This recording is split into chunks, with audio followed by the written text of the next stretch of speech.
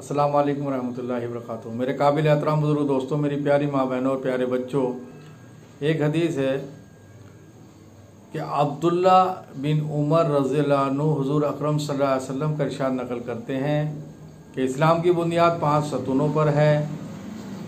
अव्वल, ला इलाहा इल्लल्लाह मुहम्मदुर रसूलुल्लाह की गवाही देना, यानी इस बात का इकरार करना कि अल्लाह के सिवा कोई माबूद नहीं और मोहम्मद सल्लल्लाहु अलैहि वसल्लम अल्लाह के बंदे और रसूल हैं। दूसरा, नमाज कायम करना, ज़कात अदा करना, हज करना और रमज़ानुल मुबारक के रोज़े रखना। इस हदीस में मेरे मोहतरम दोस्तों सबसे पहले जो 5 सतून बताए हैं, सतून का मतलब होता है पिलर। जो पहला पिलर और पहला सतून है वह है ईमान, जिसके बोल ला इलाहा इल्लल्लाहु मुहम्मदुर रसूलुल्लाह। इसके 2 जुज़ हैं। पहला जुज़ है ला इलाहा इल्लल्लाह, दूसरा जुज़ है मुहम्मदुर रसूलुल्लाह। इसके मायने है कि नहीं है कोई माबूद सिवा अल्लाह के और मोहम्मद सल्लल्लाहु अलैहि वसल्लम अल्लाह के रसूल हैं। माबूद कहा जाता है जिसकी इबादत करी जाए। ला इलाहा इल्लल्लाह कि नहीं है कोई माबूद सिवा अल्लाह के इबादत के लायक कोई नहीं है। सारी कायनात में जितनी भी हमें चीज़ें दिख रही हैं, सूरज, चाँद, सितारे, सैयारे, आसमान, ज़मीन, इंसान, ये सारी जो है अल्लाह की मखलूक है, अल्लाह की बनाई हुई है, अल्लाह खालिक है। तो मखलूक की इबादत नहीं हो सकती, मखलूक की पूजा नहीं हो सकती, मखलूक की परस्तिश नहीं हो सकती। इबादत के लायक जो है, जो इनको बनाने वाला है, जिसने पूरी कायनात को बनाया, ला इलाहा इल्लल्लाह, सिर्फ एक अल्लाह है जिसकी इबादत करी जाए, जिसकी परस्तिश की जाए, जिसकी पूजा करी जाए, एक अल्लाह है। और मोहम्मद रसूलुल्लाह सल्लल्लाहु अलैहि वसल्लम, आप सल्लल्लाहु अलैहि वसल्लम के पाकीज़ा नूरानी तरीके में 100% कामयाबी है और गैरों के तरीके में 100% नाकामी है। इस बात का हमारे दिलों में यकीन आ जाए, जानते सब हैं। तो मेरे मोहतरम दोस्तों, ये जो ईमान है ला इलाहा इल्लल्लाहु मुहम्मदुर रसूलुल्लाह, इसका मतलब ये है कि किसी से कुछ नहीं होता, जो कुछ होता है अल्लाह के हुक्म से होता है। सारी कायनात अल्लाह के हुक्म की मोहताज है और अल्लाह किसी के ही मोहताज नहीं।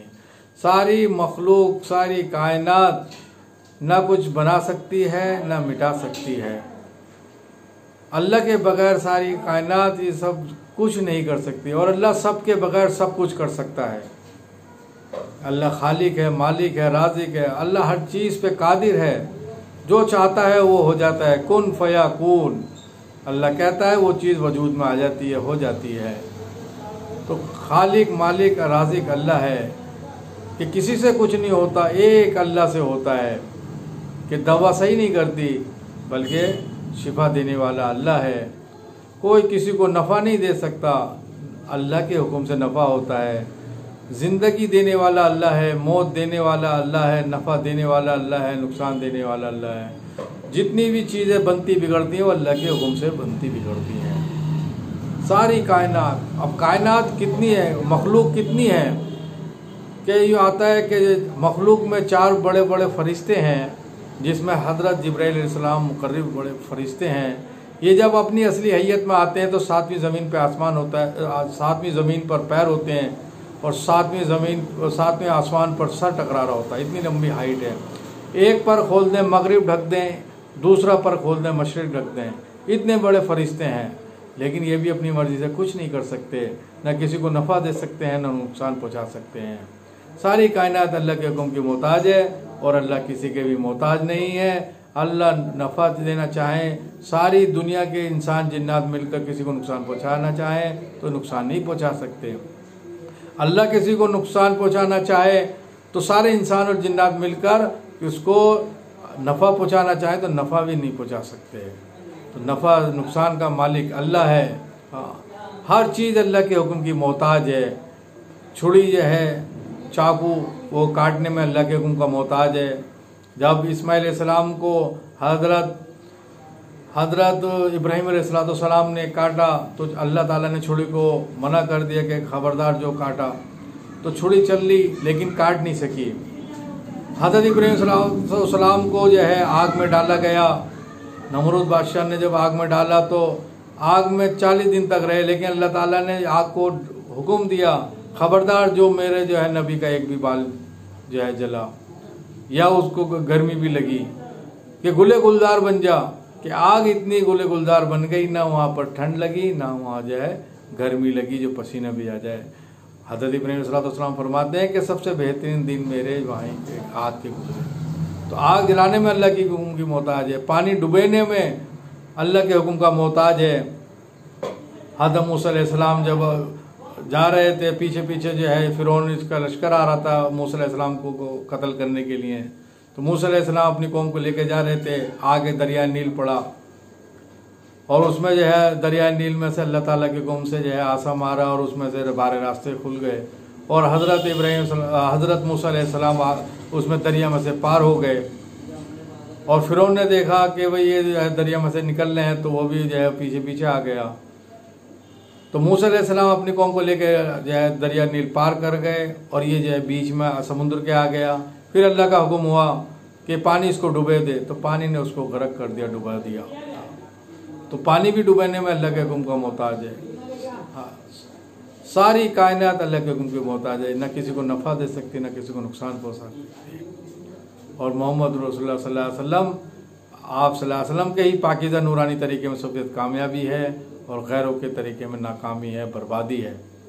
इस बात का यकीन आ जाए, इसके लिए दावत है कि मेहनत है, एक मेहनत करें अल्लाह के रास्ते में निकल कर, अल्लाह के हर जगह जाके बोलें कि अल्लाह से होता है, अल्लाह से, किसी से कुछ नहीं होता है, अल्लाह से होता है। एक अल्लाह के हुक्म से सारी कायनात चलती है कि अल्लाह से होता है। खूब बोलना है, जितना बोलेंगे दिल का यकीन बनेगा। दावत का खासा है कि दिल का यकीन बनता है और बाहर का माहौल बनता है।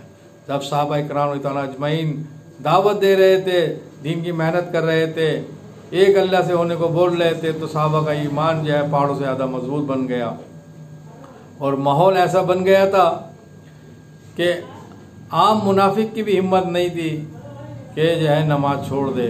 जो खुल्लम खुल्ला मुनाफिक होता था वो तो जो है नमाज छोड़ देता था, लेकिन आम मुनाफिक की हिम्मत नहीं थी कि नमाज को छोड़ दे। वो मुनाफिक भी जो है मस्जिद में जाकर नमाज पढ़ते थे। तो माहौल ऐसा बन गया था कि अल्लाह का हुक्म तोड़ना मुश्किल था, अल्लाह के हुक्म पर चलना आसान था। तो दिल का यकीन बना, बाहर का माहौल बना। ये था दावत का खासा, दावत की मेहनत का नतीजा। आज दावत की मेहनत छूट जाने की वजह से आज हम देख लें कि जो अच्छे अच्छे मुसलमान हैं, दाढ़ी भी है, टोपी भी है, हाजी भी हैं, नमाजी भी हैं, उनकी भी नमाजें छूट जाती हैं। अल्लाह हम सबकी हिफाजत फरमाए। आज जो है दीन की मेहनत छूट जाने की वजह से ऐसा माहौल हो गया कि अल्लाह के हुक्म तोड़ना आसान है, बल्कि अल्लाह के हुक्म पर चलना मुश्किल हो रहा है। नबी की सुन्नत को जिंदा करना मुश्किल हो गया कि दाढ़ी कटवाना आसान है और दाढ़ी रखना बहुत मुश्किल हो गया। कि दीन की मेहनत छूट गई, ये इसलिए हुआ है कि ईमान की मेहनत करें, दीन की मेहनत करेंगे, ईमान यकीन बनेगा, बढ़ता हुआ ईमान अल्लाह के हुक्म पर खड़ा करेगा और मोहम्मद सल्लल्लाहु अलैहि वसल्लम की सुन्नतों को जिंदा करेगा। मोहम्मद सल्लल्लाहु अलैहि वसल्लम की सुन्नतों से मोहब्बत होगी, इसको सुन्नत को सुन्नत समझ के जो है सुन्नत को जिंदा करेगा। तो दावत देनी है कि एक अल्लाह से होने को बोलना है। ईमान की दावत देंगे, ईमान बढ़ेगा और बढ़ता हुआ ईमान अल्लाह के हुक्म पर खड़ा करेगा और मोहम्मद सल्लल्लाहु अलैहि वसल्लम की सुन्नतों को जिंदा करेगा। ईमान की बहुत सारी बातें हैं जो इंशाअल्लाह बाद में मैं बताऊंगा और मोहम्मद सल्लल्लाहु अलैहि वसल्लम के पाकीज़ा नूरानी तरीके में दूसरी जो वीडियो बनेगी उस पर इंशाअल्लाह मैं इस पर बात करूंगा। अल्लाह ताला हमें नेक अमल करने की तौफीक अता फरमाए और कामिल ईमान की हकीकत नसीब फरमाए। अस्सलाम वालेकुम।